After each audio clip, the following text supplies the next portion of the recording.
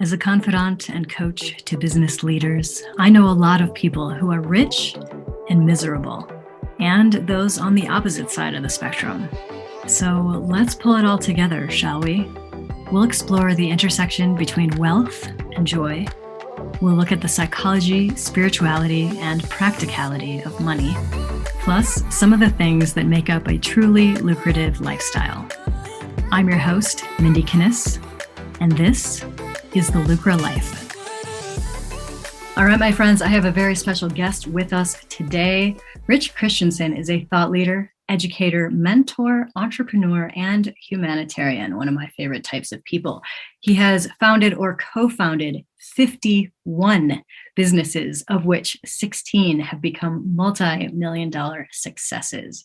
His businesses have ranged from technology, import-export, SEO, lead gen, online sales, innovative products, real estate, worm poop, and most recently, a gift and grief registry. Rich, thank you so much for joining me today. Welcome to the show. Thank you. Just really a pleasure to be here, Mindy, and just honor and respect to you. We have a long history together, and I just really respect what you do.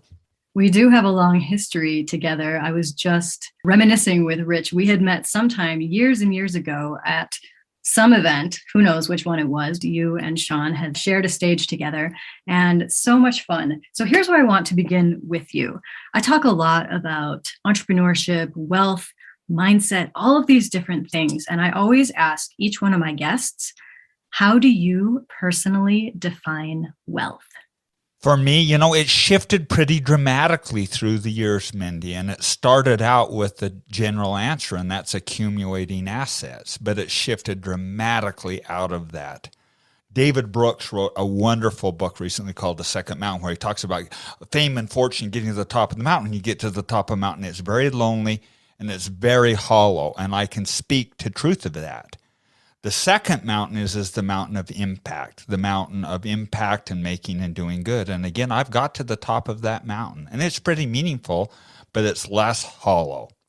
Wealth to me is legacy. Wealth to me is the people that I love, deeply bonded relationships that accounts for three things. Number one, my health. I'm living healthy and fully manifest, both physically, mentally, emotionally, and spiritually. Secondly, it's my trust network, my dearest trust friends that just bring joy into my life. And third, and most important for me, it's my family. It's about passing on not money wealth, although there will be plenty of that if we do this properly. It's about passing on institutional knowledge wealth, moral wealth, value wealth, and staying bonded and deeply committed to one another for generation upon generation upon generation. Now that's wealth. I love that. And you recently have created this whole program called Legado, which is a lot of what you just talked about, the legacy, the generational wealth. Can you tell us a little bit about that program? Absolutely. Mindy, and in all transparency and truth, I never intended to talk about this. This is a model that I put in place when my family was first starting to come along. My wife and I at that point had a really great career opportunity, and I was earning more than my father-in-law and my father at the end of their career. And it terrified my wife and I because we did not want to blow our kids up. And everyone we saw that had wet, their kids were all addicted to drugs or entitled or just really not good stuff. So we went looking for a model and a structure of how to raise our family. What we found was all sorts of wealth management stuff, all sorts of wealth management. We couldn't find anything that was, based on not dorking our kids up. And so true to every entrepreneur, I created my own model with my wife and then promptly proceeded not to tell anyone. And then as it started coming out a little bit, what was happening, people saw our kids and the crazy stuff and how we were conducting, which was so out of norm of everyone else. They started, what is going on? And then a couple of dear friends, one of them at the top of the list was our dear friend Garrett Gunderson, who was also a dear connection to Sean and I. And he started sneaking me onto stages and doing all this sorts of stuff. So I started talking about a little bit, but still saying, I won't know if this works until my grandchildren are raised. And then about 2.5 years ago, I had a profoundly spiritual experience. So deep, I can't even hardly talk about, other than I was basically told, you've got to now bring this forward, because families, tribes, non-traditional families are struggling so deeply right now that we've got to have something that pulls them together. We've got to have something that unifies them. And so that indeed was Legado. Legado is not just like a framework, which I'm sure we'll outline. It's a movement. It's a movement of unifying and entrenching back values and not having the very fabric of our communities and nation ripped apart.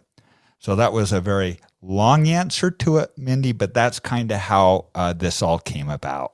Okay. I mean, I'd love to hear a little bit more about what you and your wife found, because I think that's a very common perception, is kids that grow up with money, they just turn into spoiled brats and they're rich kids, and that it doesn't serve society, right? It doesn't, move the needle forward in terms of the impact and good things that we can do for the planet or the world or humanity.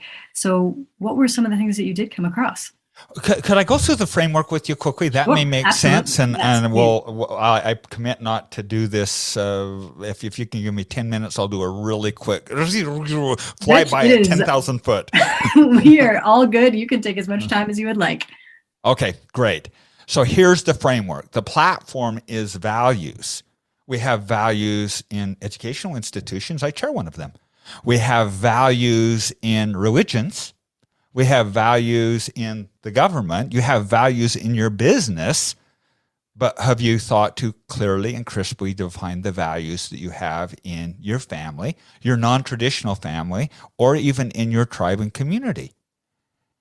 If you don't, every other organization has. Now, it may be the Bloods and the Crips. It may be, it's crazy, the values that are out there, but you've got to, first of all, define the platform of values. And everyone wants to get to all this really sexy stuff that I talk about. And I say, yeah, you can do it, but it's like planting, a pillar on sandy foundation. It's just going to fall over if you're not super crystal clear on the values. Now, equal of importance to what the values are is what values you extract from legacy. The big challenge that so many millennials have faced is, and rightfully so, some of the values that have been passed on are just junk. They're bad. And so the solution is, let's just toss it all into the fire and start over. That's really stupid, to throw away 100,000 years of conventional, really good learned wisdom. So what you have to do is you have to very carefully select and throw the values that are not serving you well, that were passed on from your parents and your posterity. You're very aware of the epigenetic field, but it's like that passes on to us. In my wife's family and my family, guilt and shame and scarcity were used like peanut butter and jam between bread. And so we very deliberately decided we're not going to pass on guilt and shame and have that be motivator. So we extracted that. So you got this platform of values, and then you plant 5 pillars, bam, bam, bam, bam, bam, 5 pillars firmly on top of it. Any organization that endures has these. Most think to kind of do it in their businesses, kind of poorly, but they do it. Do it really good in religious institutions. Do it really, really good in educational institutions, but don't even think to do it with your family. The first is this. What's your family symbol? What's your tribe symbol? What's your non-traditional family symbol? The LA Lakers have a symbol. Nike has a swoosh. The Bloods and the Crips know their color, but what's your symbol? What's your family logo? So we all have this deep, deep need to be unified and bonded, and that identifies us. What's your color? Do you know what your color is that you represent when you're both in self and shadow self? If not, you need to do it. I'm wearing my mountain gorilla today. I show up as the mountain gorilla when I'm holding space and happy. You don't want to see the seedy little lizard, Johnny Passion. So what's your color? What's your passion? And knowing that for every one of your kids. Have you thought to do a family crest? We have a family crest that's so beautiful that sits over our mantle. It's like, oh my gosh, it's mind-blowing. So the first leg of this is the symbology and making sure you understand just even what your kids' colors are. Or if you're not in a family like you're not, do you know what the colors of your clearest friends are, or your tribe? The Kiwanis Clubs does this. They have a logo and symbol. Most people don't think to put a logo and a symbol, a spirit animal, in their symbology. So that's the first leg to identify you. Number two is what's your doctrine? We have the Constitution of the United States. We have all of these, every religion has so much doctrine. It's almost like you choke to death on it, whether it's the Bible or the Quran or whatever. You have doctrine, but what's the family doctrine? Do you have a family mission statement? Do you have a we believe statement?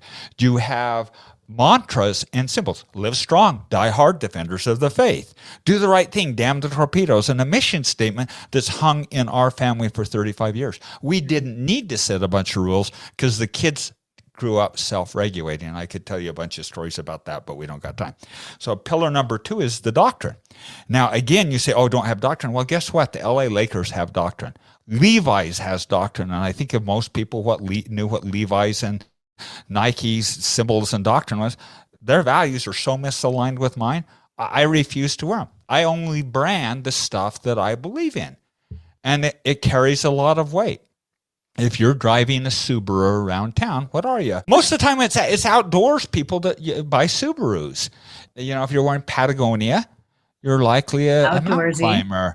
If you're wearing Roxy, you're a rock climber. And so the brands and colors we wear really, really, really matter because it identifies who we are. And the doctrine is the rules of how we behave.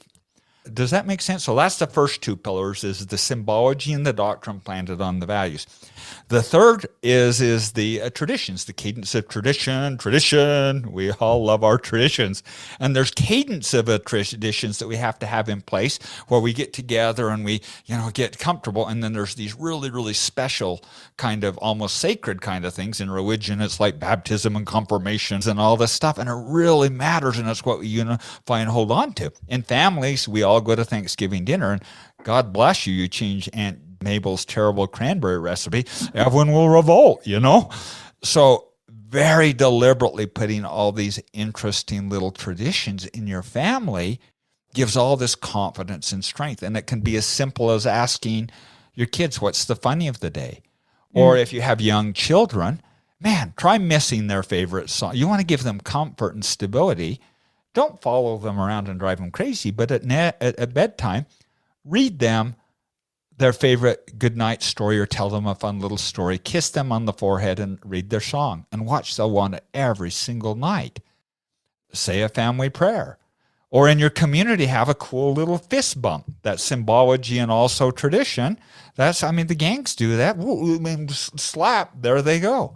That's a tradition that unifies and bonds you together. I am totally doing that for my crew now. We are creating some sort of awesome fist bump. That's such a good idea.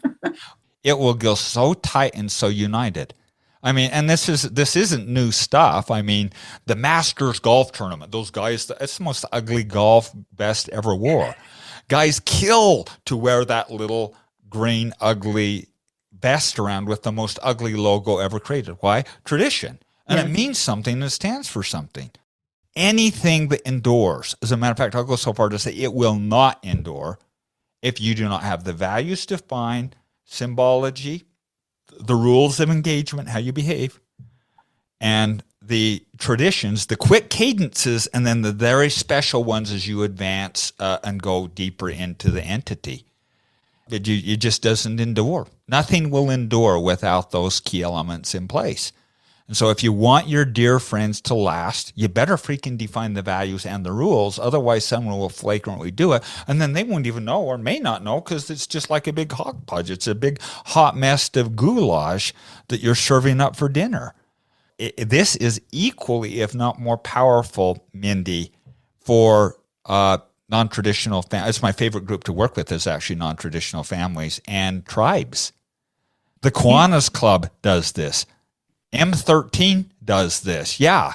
Now, you may not want your kid at 13 years old killing someone to get in, but that's a tradition. And if you don't serve this up as a family and a tribe, the rest of the world will and manipulate into values that you do not want your kids, you do not want your friends, and you do not want your non-traditional family aligned with. So that's the first three. You had a question, and I'll get off my pony and then go to my favorite one is the next one. I was just curious if you thought that you mentioned that non-traditional families were your favorite type of family to work with. is part of that in that they maybe are vastly underserved in things like this. Vastly underserved and more under attack and more complex of how to do it. Got it. I had one at most in all transparency. I've kind of been doing this the last couple of years, but only to the wealthy families, like billionaire families bringing me in. And it's just, I mean, it's great to fix them, but it's like most of the time the problems are so stinky and messy and big, it's a lot of digging out to do it, you know? And so that was part of why we brought this program forward, is so everyone can participate and catch this much quicker. A lot of my early work in Lean Startup perpetuated the problems. It didn't help solve it, it perpetuated. So we've got to get families, non-traditional families, and also tribes unifying on this quicker so that they don't get just fractured into a million pieces. Can I give one quick little example of that? So I was working with this family, and it was a very wealthy father. He'd had multiple marriages and multiple children from multiple marriages, and even some not in marriage, and nonetheless he had a whole crew.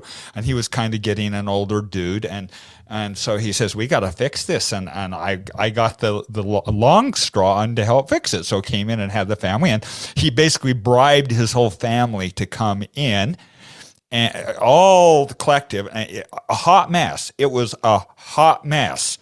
And every one of the kids, the only way they were in there because they didn't want to be pulled out of an inheritance. And they all came looking like, is your podcast visual or is it only audio? No. So what Rich is doing right now is just crossed arms, like hunched over, not happy.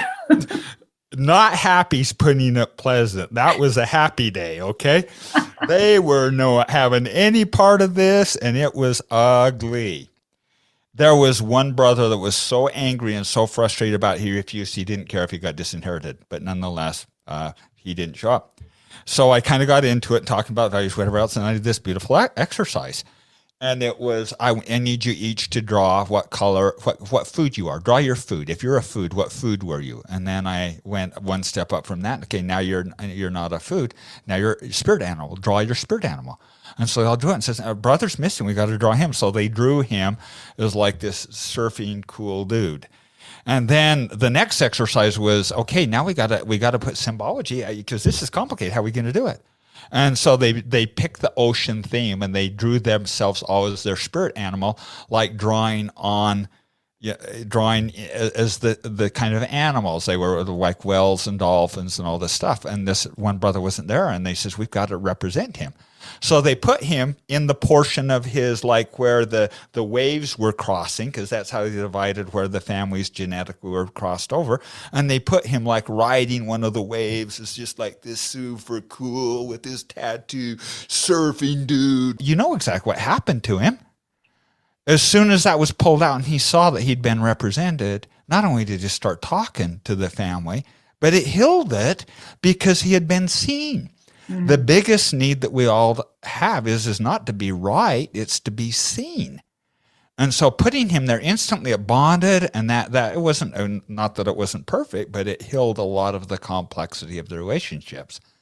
So this is so powerful in uniting and healing. And I've got to get to my next one, or I'm just going to pop here. Okay, so number 4. Okay, we got values planted on symbols, doctrine, and traditions. And the traditions has cadences, quick, and then very, very special, like almost sacred kind of things that you don't even talk about, that lets you know you're on the inside circle of it. Mm-hmm. So the next one is the one that I bolded into cement it, to just make sure that it permanently went. So as my wife and I did kind of the research and looked into it, we identified strategic key ages where key things happen with kids. The first is 8. 8 is at what point the skull comes over. You call it the third eye. It's the pineal gland, and kids start cognitively acting and making their own decisions. 8 is a vital, critical date. The second is 12. The next one, and at 12 years old, that's the urges of puberty when you start switching into adult. 14 is the age where most kids make the decision of their course life. 16 is when they pick career path, and then 18 is when every child needs to kill their parents and become their own adult. Mm. And so we very deliberately put what we call rites of passage in place at each one of those dates. That is fantastic because that is so desperately missing from our society. Indigenous cultures had this. This has been a lost art ever since the Industrial Revolution.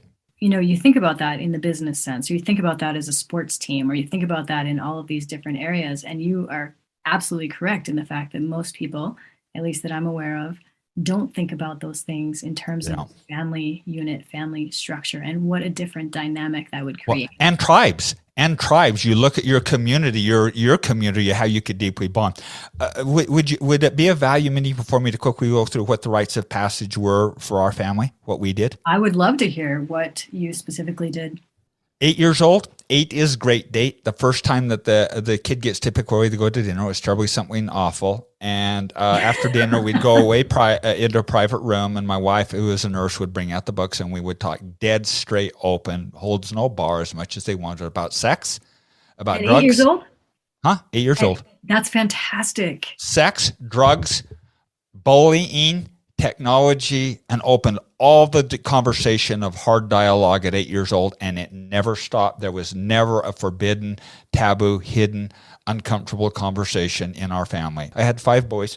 So 8 years old, opened the dialogue, it never entered. My 5 sons, they dead straight up talk. When they have their first wet dream, they're talking to me. If they get looking at something inappropriate, they're talking to me. There's no judgment because we'd eliminated the guilt and the shame, and was all in love and openness. So 8 years old, there has not been a topic that we have not covered or discussed openly and lovingly and without judgment in our family. 12 years old is such a fun one. Because I had boys, I would take my sons on a non-entitlement trip. I would take them away for 1, 2, 3 weeks to a third world country. The first week would be spent doing mind-blowing fun things that most adults have never done. Climbing the Great Wall of China, riding down on the backs of elephants in Mumbai, going to see the Taj Mahal and the Red Fort. My 4th son wanted to go see the Pokemon Center, the original one in Tokyo, Japan. Just mind-blowing adventures. Week number 2, we're in a Mother Teresa orphanage, or my favorite, in Kathmandu, holding the little lost girls that had been rescued from sexual slavery, or even worse, they were going to be killed because of the dowry and their organs donated. That's where India and China get all their organs. And a week of touching a little lost girl as a 12-year-old, you're not the same person. The 3rd week, we would make our way back very, very slowly and talk about what does it mean to be a Christian man based on our values. Protect, provide, and provide safe space for women, and giving women full power, and men and women living in equal dignity, and fixing a lot of stuff. And so that became the framework of what it meant to be a Christian man. Going forward, after 12 years old, my son's mowing lawn, providing dad. They see me out making a trip. They know exactly, and you got all this framework of what it meant for us based on our values to be a man. And there was not 1 ounce of entitlement in their bodies because they'd held the little lost girls. Yeah, I love the contrast of that. That's how I run my trips to Kenya, where I take them to the worst of the worst in the slums, and they're seeing these, just beautiful children that are educating with zero supplies, all that stuff. And then we go to a really fancy schmancy safari, and it's just that contrasting of worlds is so powerful for people's brains to just experience. You can't see that and be the same, and particularly as a young kid, but even as adults, if you haven't done it, you're not listening to this. For crying out loud, get outside yourself and even drive across the border into Mexico. Get down there and see. The poorest of the poor here in the U.S. lives better than most royalty in most countries. We are so blessed, and we get really entitled and pithy at times. We do. So that was squashed out of them, which was my wife and I's major concern. The result was not 1 ounce of entitlement, not 1 ounce of cell phone abuse. As a matter of fact, I wish they'd pick their phones up more often, even still as adults. So it just totally eliminated it. Yeah. 14 years old, critical, because that's the point where they're defining which road they go down. Each one of my sons have been on top of a major world mountain peak. 3 of them have stared up the throat of Mount Everest. I mean, we're talking 19,000 feet, ball yourself to the top. I've had 2 of my sons on Mount Kilimanjaro. We've climbed, not Machu Picchu, we've climbed Huayna Picchu. We've been on Mont Blanc. It's like, and the purpose of that trip is private victories, not public victories. And I can do very hard things. I can do very hard things. My worst fear was my sons would throw the winning football pass and get carried off the crowd. It's like, I don't want that. We wanted private victories. And so my sons have all had the courage to do incredibly hard things. My second son held space like most. I'm not sure I could have. His little baby died a week and a half ago, and we had to bury a grandbaby. And he raced his wife to the hospital and spent 2 weeks laying on the floor between holding his wife, who almost died, and this little baby, and holding space, and with honor did it. In every way, he had courage to stand up and be a man. Now, right and wrong, and if I say something that offends here, I apologize. But again, I get to have control of my values. I don't want to raise wimpy little boys that live in my basement and end up becoming serial killers. I don't think there's anything offensive in that. I wanted my sons to have the courage to stand up and be a man. And yes, respect and honor women on the highest level, but to stand and be proud of who and what they are and hold that space. And my son Matthew proved it on steroids to such a level that I'm so proud I could pop my buttons off. As hard as it was, it's like, oh my heavens, you proved it on every level there. So that 14-year-old trip may be the most important. Private victories, not public victories, and having the courage to do very hard things. I love that. Ready for 60? 16 years old, my sons each shook my hand, made agreement that never again will they ever ask for anything. They will pay for their own college. They'll pay for their own mission. They'll even pay for our family's vacations. And each one of my sons created $1 million businesses when they were still in high school. That's amazing. Holy cow. Each one of them did it. I had one son that did it twice. Wow. And with that skill, I never have to worry. Everyone, they take me to dinner. I just got back frisbee golfing with my son. He buys dinner. I don't buy. He buys lunch. I don't buy lunch. I mean, he's 27 years old. Just paid off his second house. That is just awesome. Sold his second business after. And what I'm about to say will blow you away. When they turn 18, they shut the business down and give all the excess profits, other than enough to pay for their mission, their college, and to buy a car and give it back to the charity that they went and saw. And people say, why the heck do you do that? Because I want my sons to kill me at the age 18-year-old, and I want them to then be my peer. I don't want my sons living off my laurels because I've had to prop the business up a little bit. I want them to go off and prove and flap on their own wings. And at that point, when they're 18 years old, my sons are totally 100% my peer. I ask for advice more from them than they ask from me. At 18 years old, they go away for 2 years. They serve humanity, learn another language, and live incredibly poor, just attempting to do good. When they're back at the age of 20 years old, they're not 20-year-olds. They're 60-year-olds in wisdom and capacity. And the result is launched to a level that I can't even describe. When my wife and I put this little framework out, I had no idea how powerful it would be. And I have no concern for generation upon generation of generation, because I see what my children are doing with my grandchildren, and they're lapping what we did. The last rite of passage we put in recently, this was a bolt on, it was an apology from me, where I would take them as a young adult, 23, 24, 25, to a level 4 security prison, to individuals who have been incarcerated, that have even taken life or been drug dealers, and go and teach them fatherhood and entrepreneurship. And after 2 days, you come out realizing you didn't even get a first chance. And a matter of fact, your soul may be as good, if not more pure than mine. And we've got some major dorked up systems here that are causing a lot of problems. The learning is you get a second chance, I get a second chance. We all need second chances, and none of us want to be held accountable for the worst thing we've done. And I then offer as a huge apology. I'm sorry, it's my generation that created all this misogynistic problem, all of these race divisive problems. We've dorked up the environment. We've dorked up the prison system and dorked up reform. I'm very, very sorry. It's now your problem. Go fix it. And that's the ends of the rites of passage. So now I got values, 4 pillars, permanently cemented, never changes, undone. Then the question is what do you do with all the money and the finances? And so I partnered with this amazing individual, maybe the only person I've ever met in the financial space that I 100% trust, dead cold on, no agenda, named Scott Ford. And he teaches all the secrets of the wealthy, family banking, how to do a family constitution, a model called Way to Wealth that I'm just so lucky to have. I'm not going to go into that. You should have him on the program to go through that one. Perfect. But so grateful. And people say, so what are you doing with your wealth, Rich? Well, we're not giving any of it away. We're funding our family legacy cabin every year. The whole family gets a completely updated apparel in the family logo. I buy a family vacation every year, and then each family gets a board member that gets to decide where we contribute 5% of the wealth into perpetuity to charitable organizations. My sons would be offended, mortally offended, if I even tried to offer them an inheritance, because they're going to quadruple and 10 times what I did and add it to it. They're additive to it. They're not sitting there waiting for the old man to die. All they want the old man for is to go play Frisbee golf with and cook some barbecue ribs. Which is how it should be between father and son.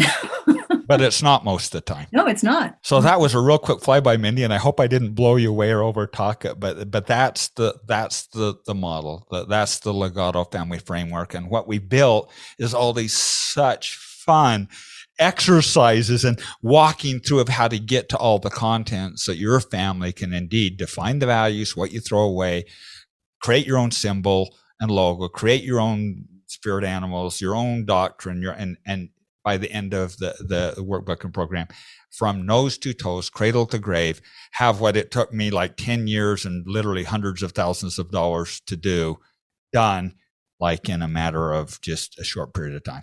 Rich, that is so awesome. And we actually have a special gift for some of our listeners today. You very generously have offered some of my listeners, 1, your Legado Family package, and 2, this lovely program that they can go through. So listeners, you do need to apply for this.